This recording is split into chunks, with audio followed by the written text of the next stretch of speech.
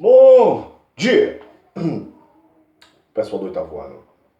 Vamos discutir agora mais uma, certo, das várias partes desse momento de movimentação, agitação política do Brasil, república, né, que vai culminar na independência do Brasil, né, que daqui a pouco a gente vai ver, né? Como esse assunto é muito longo, envolve muita coisa, então vamos botar o barco para frente. Certo, pessoal? Seguinte, nós vamos falar de uma, né, dessas várias revoluções, ou a revolução que nos diz respeito, nós pernambucanos. Beleza? Rapaz, o negócio aqui, ó, não vem tirar onda aqui não, que o negócio aqui é bruto. Tá certo? Revolução Pernambucana, 1817.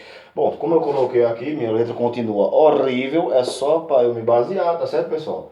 Ou seja, descontentamento com a crise do açúcar, entre outras coisas, miséria, impostos e ideais republicanos foi o que levou o pessoal daqui a se rebelar, certo? Contra D. João.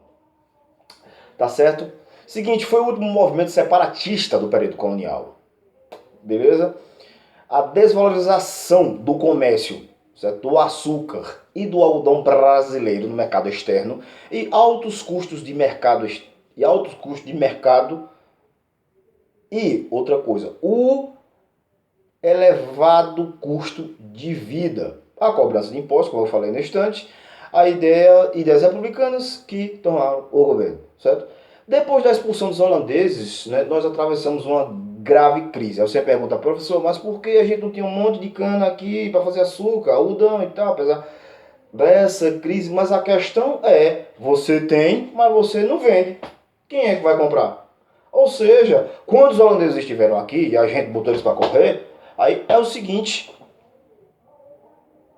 tudo que eles aprenderam aqui, todo o maquinário, todas as coisas, eles investiram em outro lugar, nas Antilhas, e se tornaram grandes concorrentes da gente. Então, ou seja, em vez do pessoal vir comprar açúcar aqui, comprava açúcar lá. Então, ou seja, mesmo que você tenha como produzir, você não tem como vender, você não tem uma demanda. É a lei da oferta e da procura. Se você não tem a procura, de que adianta você ter o produto, ou seja, a oferta, né? As ideias republicanas chegaram aqui na região, pois tornando-se uma república, você já sabe, tá certo? Se separando ou deixando para lá a questão da monárquica, se tornando uma república, né, você ia poder andar com as próprias pernas, sem estar dependendo da monarquia, do governante, etc. e tal, tá certo? Era outra coisa, tá certo? Então acontece que, né, com este pensamento, né, os revolucionários pretendiam tornar Pernambuco independente, assim como a Conjuração Baiana, Mineira, etc, etc. Tá certo? Outra coisa, os gastos com a corte, por exemplo, assim como hoje em dia os gastos com o Senado são bilionários, naquela época também, certo? E além disso, fora os impostos que eram cobrados para sustentar a mudiça que estava aqui, né? Brincadeira. Tá certo? E outra coisa, D. João resolveu, como ele estava vendo que o povo estava meio ajeitado, ele decidiu colocar pessoas dele, os portugueses, para comandar, né, tropas militares e cargos políticos de confiança aqui. Então, isso também foi uma coisa que deixou o pessoal muito zangado, porque eles queriam uma pessoa daqui, né? Então é o seguinte, eles começaram a se organizar com armas para tentar derrubar o governo, tá certo? Bom, a revolução começou em 6 de março de 1817, quando o militar português Manuel Joaquim Barbosa foi assassinado pelo capitão José Barros de Lima, que se recusou à voz de prisão. Ou seja, o cara achava que o capitão estava envolvido com os movimentos revolucionários ou separatistas. Certo? Disse, ô gajo, tu estás preso. Aí o cara, é o que, rapaz? Aí o capitão não teve outro, aí. Puxou a espada e... tome! Game over. Então, isso foi o estopim, digamos assim, o motivo, a razão, a circunstância, como diria o professor Girafales, né, que a galera chutou o pau da barraca e começou, certo? Realmente o movimento revolucionário, todo o Recife, certo? O governo da capitania, o governador da capitania, Caetano Pinto de Miranda Montenegro, transferiu o governo para o Forte do Brum. Aí, como ele não conseguiu apoio, fugiu para o Rio de Janeiro. Assim que ele fugiu, os caras já tinham tomado o governo e colocaram em prática atitudes que beneficiariam uma burguesia ali, certo? Com, lógico, os ideais... Onde é que tá? Aqui.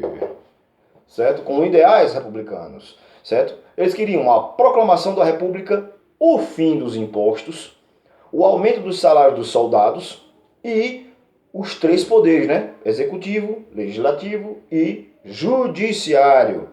A manutenção do trabalho escravo, né? Não pensem que, como é que se diz?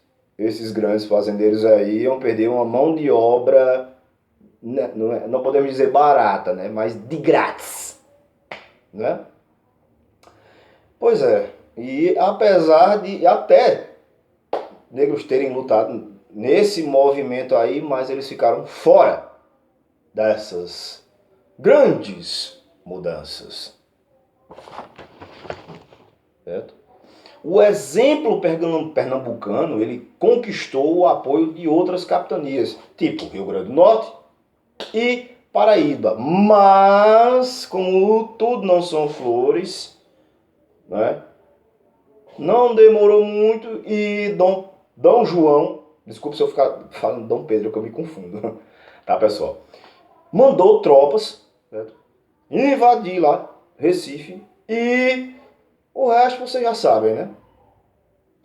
E outra coisa, a revolução já estava fraca por conta que dentro dela tinham divergências de pensamento, né? Uns queriam para agora, outros para ontem, outros queriam isso, queriam aquilo, mais liberalismo, outro nem tanto, aí o outro queria libertar os escravos, o outro não queria, enfim, certo? Estes desentendimentos enfraqueceram a revolução, certo? O movimento separatista.